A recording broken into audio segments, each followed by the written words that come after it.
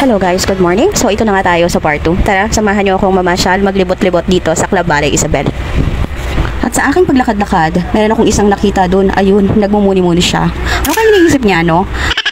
At dahil nakita niyang binibidyohan ko siya, naglakad siya na mabilis. Tinatawag niya yung batang kasama niya. At tinatawag niya rin ako. Ay, security pala to siya kasi Bral. Makasama ko pala sila. Ha? At ito ang tinatawag nilang tulay. Tulay papunta doon sa bulkan. Charot. Diyan lang sa gilid. Panoorin niyo po yung view. Huwag po ang lakad ni Kititoy. Alam niyo ba kung bakit nagmamadali yan si Kititoy? Kasi yung mga tao na yan na dyan, nakita namin para silang namimingwit. Kaya sinilip namin kung may isda ba. Tapos nakita namin, ayun, may isda pala talaga. May malalaking tilapia sa ilalim. Tapos mayroong mga orange na ano. Hindi ko alam kung anong isda yan. Kasi ang tingin ko goldfish. Pero ang laki niya. Baka koi fish, yung ganon. Pero basta maraming isda. At dahil na-obsessed na si Kititoy sa isda, kailangan ko na siyang yayain. Kasi parang gusto niya nang samahan yung isda. And now we're walking away from the fishes of the Lake of the Philippines in Batangas. Char. So ito po yung pool nila. Ito yung big pool nila dito. Sa other side siya ng reception. Tapos meron silang mga amenities yan. Pwede ka mag-billiard. Syempre babayaran mo yan. May rent yan.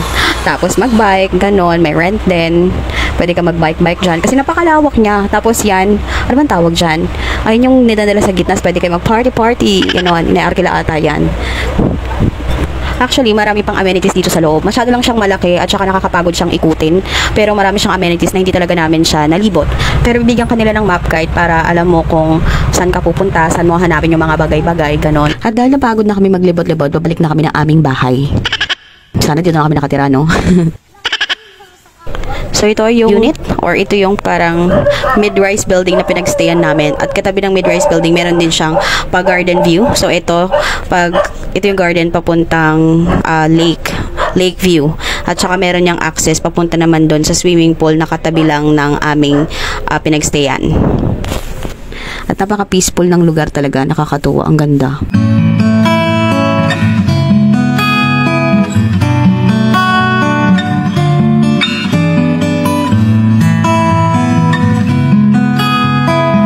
So, going back mga B, pagkatapos namin magmuni-muni, syempre magsuswimming na kami. Yan yung second bigger pool nila, which is katabi lang ng unit namin.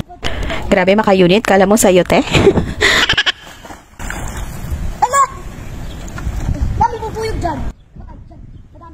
Tapos dun sa side, sa kanan side, dun banda yung Teresa Cafe, which is restaurant. So, habang naliligo ka, may nanonood sa'yo. Kagandahan, para panoorin. Pero napansin ko, sa dami ng mga tao dito, kasi marami akong mga nakikitang mga sasakyan, mga naka-check-ins, pero hindi sila naliligo. So, sa dami ng mga tao dito, hindi sila masyadong naliligo. Kaya solo lang namin yung pool hanggang maghapon, hanggang magtakip silim. So, yan ang itsura ng ating sunset. Isn't it beautiful? Yeah, it is. Very beautiful, right? At dahil gabi na, bumalik na kami sa aming unit para kumain. And after namin kumain, ayan, lumabas kami ulit. Siyempre, hindi natatapos ang araw na to. Kailangan nating sulitin ang araw na to. Kasi bukas, uuwi na tayo. Bakit may pag-araw tayo? Hindi ba gabi na? At maglalakad-lakad kami dito sa loob ng Club Balay Isabel. In fairness ha, ang ganda ng outfit namin. Nakapantulog kami na pare-parehas. Pero hindi namin nadala yung pang swimming namin. Diba? Ang galing. So tara, samahan niyo naman kami maglakad-lakad dito sa loob ng Club Balay Isabel. So let's appreciate the view ng gabi dito sa Club Balay Isabel. So saan ko ba kayo dadalhin? Syempre walang iba sa hindi pa natin napupuntahan. At eto na nga, nandito na nga tayo. So ito na yon. So ito ulit yon.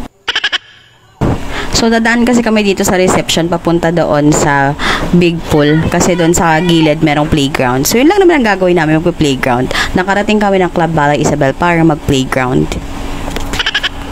Pero grabe talaga, ang bongga talaga dito. Alam mo, first time ko talagang makarating sa ganitong klaseng liguan. Nakakahiya mang aminin, pero totoo. Na-amaze ako kasi kapag umaahon ka ng pool, pwede ka manghiram ng tuwalya.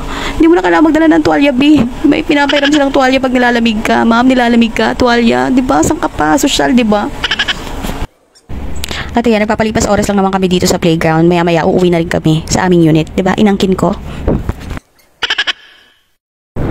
And good morning mga B. So the next day, pagkagising namin, syempre mag-aalmusal tayo. Kakainin natin yung mga iniref nating mga pagkain.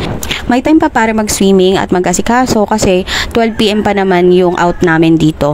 So after all the pag-asikaso and everything, ito pauwi na po kami. Sobrang na-enjoy namin ang stay namin dito sa Club Balay Isabel. Tapos biglang sabi ni Kititoy, tara punta tayo dun sa kung saan nag-shooting yung The House Arrest of Us. Akalain mo yun, si Kititoy kumakatngil din. At yan, konting syembot lang, nandito na tayo mga B. So ito daw yun yung pinagshootingan ng The House sa Rest of Us. Akalain mo yun, no?